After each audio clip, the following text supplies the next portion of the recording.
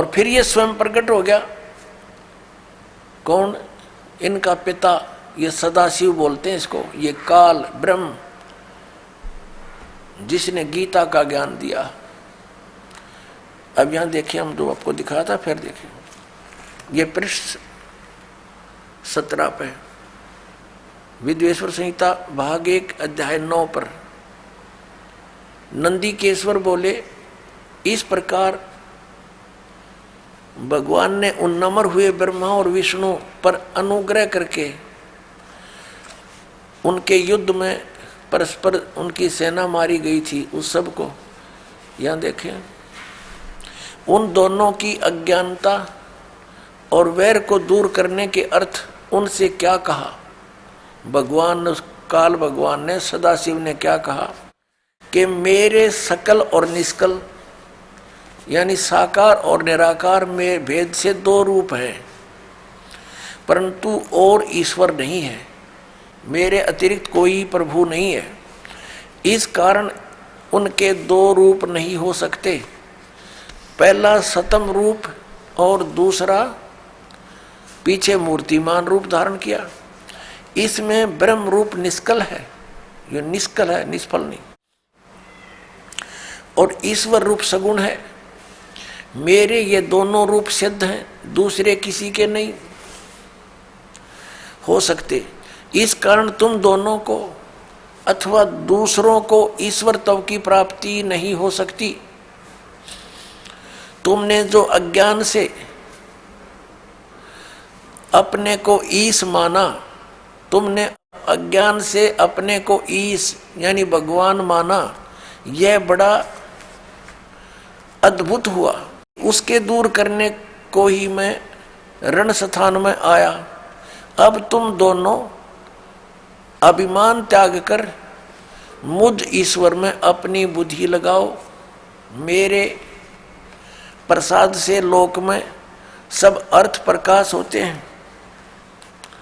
हे पुत्रों, ब्रह्मा और विष्णु को इनका पिता वो सदाशिव काल कह रहा, हे पुत्रों, यह कृत आपने तप से प्राप्त किया है, जो कि सृष्टि की उत्पत्ति और पालन कहता है, सो मैंने प्रसन्न होकर तुम्हें दिया है। इसी प्रकार दूसरे 2 कृत रुद्र और महेश्वर को प्रदान किए हैं। अब देखो, जो दास सिद्ध करना चाहता है, एक तो ब्रह्मा और विष्णु और फिर रुद्र और महेश्वर, ये 4, इनसे 5वां है यू सदाशिव, जो ब्रह्मा विष्णु महेश जी के पिताजी हैं। और इनकी माता कौन है? वो दुर्गा है। अब देखिएगा, ये आदि शंकराचार्य जी द्वारा लिखे गए 5 ग्रंथों का एक समूह है। इसका नाम लिखा है शांकर पंचम। ये है 135 पृष्ठ, नीचे इसके पृष्ठ नंबर संख्या लिखी है। 135 पृष्ठ पे क्या लिखा है? ये आदि शंकराचार्य के द्वारा बोले गए श्लोक और लिखे गए, लिपिबद्ध किए गए। 29 नंबर श्लोक में कहा है कि सबसे बड़ा पशु कौन है? जिसने शास्त्रों का अध्ययन किया हो और फिर भी वह धर्म का आचरण नहीं करता हो, और न ही उसको आत्म स्वरूप का ज्ञान हो, वह सबसे बड़ा पशु है। अब आप फैसला कर लियो, सबसे बड़े पशु कौन है? कबीर साहब कहते हैं, कंठी माला सुमरनी और टिक्की बिंदी ला के, कंठी माला सुमरनी ये पैरे से क्या हो, ऊपर डूंडा साध का और अंतर रख्या खो। ऊपर तो दिखा बड़ा महात्मा है, तिलक तलक लगा के बिंदी बिंदी ला के माला 4 पैर के, नो दिखा बड़ा महापुरुष है पहुंचा हुआ, और अंदर खख नहीं, तुम्हारे पास ज्ञान नहीं, अज्ञान से भरे हो। तो ऊपर डूंडा साध का, ऊपर तो डूंडा ठा रखा बड़ा महापुरुष होगा, लोग दिखावा, और अंतर रख्या खो, अंतर ज्ञान नहीं पूरा। गीता जी को आधार मानते हैं कि गीता जैसा ग्रंथ नहीं। श्रीमद् भगवत गीता एक बहुत ही अनमोल ग्रंथ है। और फिर नाम देते हैं हरे कृष्ण हरे राम, राधे श्याम सीताराम। बताओ गीता जी में है कहीं पर ये? या आप भी मूर्ख बन रहे, औरों को भी जीवन बर्बाद कर रहे आत्माओं का। पहले हमें ज्ञान नहीं था, इन बकवादों को हम समझ नहीं सके जो क्या ऊआ बाई बक रहे हैं। ये प्रत्येक युग में आते हैं ये कबीर परमेश्वर, लेकिन अन्य युगों में सतयुग त्रेता द्वापर में ये अन्य नामांतर करके आ जाते हैं। सतयुग में सत्सुकृत नाम से, त्रेता में मुनिंदर नाम से, और द्वापर में करुणा में नाम से, और कलयुग में अपने ओरिजिनल नाम से आते हैं, कबीर नाम से, कबीर नाम से। तो पुण्यात्माओं 600 वर्ष पहले परमात्मा ने इन श्री ब्रह्मा, श्री विष्णु, श्री शिव जी, इनके पिता और इनकी माता की उत्पत्ति बताई थी। ब्रह्मा विष्णु महेश के माता पिता की जानकारी परमेश्वर ने 600 वर्ष पहले बताई थी। लेकिन इन अज्ञानी ऋषि में ऋषियों ने, तत्वज्ञानहीनों ने, मंडलेश्वरों ने परमात्मा के उस अमृत ज्ञान को, उस यथार्थ ज्ञान को जनता तक नहीं जाने दिया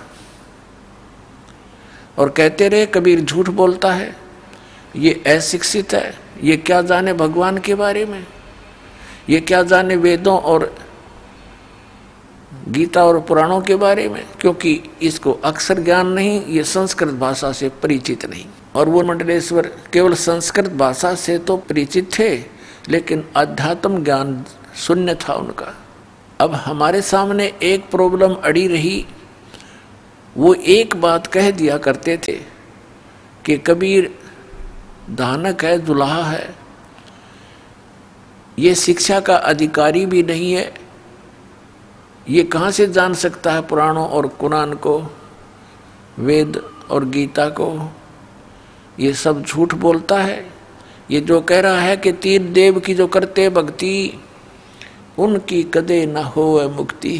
परमात्मा कहा करते थे, गुण तीनों की भक्ति में ये भूल पड़ो संसार, कहे कबीर निज नाम बिना कैसे उतरो पार। तीन देव की जो करते भक्ति उनकी कदे ना होवे मुक्ति।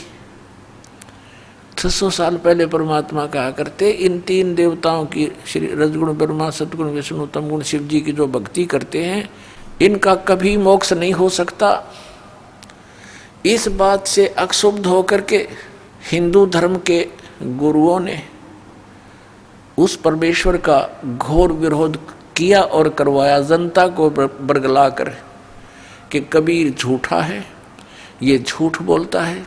श्री ब्रह्मा, श्री विष्णु, श्री शिव जी, इनके कोई माता पिता नहीं, ये अजरो अमर हैं, सर्वेश्वर हैं, महेश्वर हैं, मृत्युंजय कालज्ञ, ये सर्वशक्तिमान है, अखिल ब्रह्मांड के नायक। कौन? श्री विष्णु जी। कोई शंकर जी को अखिल ब्रह्मांड का नायक बताता जो उसका पुजारी है। तो पुण्यात्माओं, उस समय इन नकलियों की दाल गल गई कि सचमुच कबीर जी शिक्षित नहीं हैं, संस्कृत भाषा नहीं जानते हैं, इसलिए जो हमारे गुरु लोग कह रहे हैं वही ज्ञान सच्चा है। तो उस समय इनकी दाल गल गई और परम पूज्य परमेश्वर कबीर जी अपनी प्यारी आत्मा धर्मदास जी को सचखंड लेकर गए, सतलोक लेकर गए, उस तीसरे मुक्ति धाम में जहाँ यह स्वयं विराजमान है, परमात्मा तख्त के ऊपर है, और सब ब्रह्मांडों की सतिथि से परिचित करवाया, ब्रह्मा विष्णु महेश से परिचित करवाया, उनसे वार्ता करवाई। उन्होंने स्वयं बताया कि हम तो नासवान हैं, हमारी जन्म मृत्यु होती है, कोई परमात्मा तो कोई और है जिसके विषय में हम भी अनभिज्ञ हैं। तब धर्मदास जी को ये विश्वास हुआ कि सचमुच ये तो नासवान है ब्रह्मा विष्णु महेश भी, और वो परमात्मा अन्य है ये नहीं जानते, और वो मेरे साथ खड़ा है कबीर नाम से ही। तब परमात्मा से धर्मदास जी ने प्रश्न किया कि हे भगवान, अब तो हमें पता चल गया कि श्री ब्रह्मा जी, श्री विष्णु जी, श्री शिव जी इतना नासवान है, इनकी स्वयं जन्म मृत्यु होती है तो इनकी उपासना करने से जीव कैसे मोक्ष प्राप्त कर सकता है, और ब्रह्म तक की स्थिति नाशवान है। हे परमात्मा, इससे ये सिद्ध हुआ कि ये वेद और कतेब, कुरान पुराण और बाइबल, वेद और गीता, इसकी से सिद्ध हो गया कि ये सब झूठे हैं।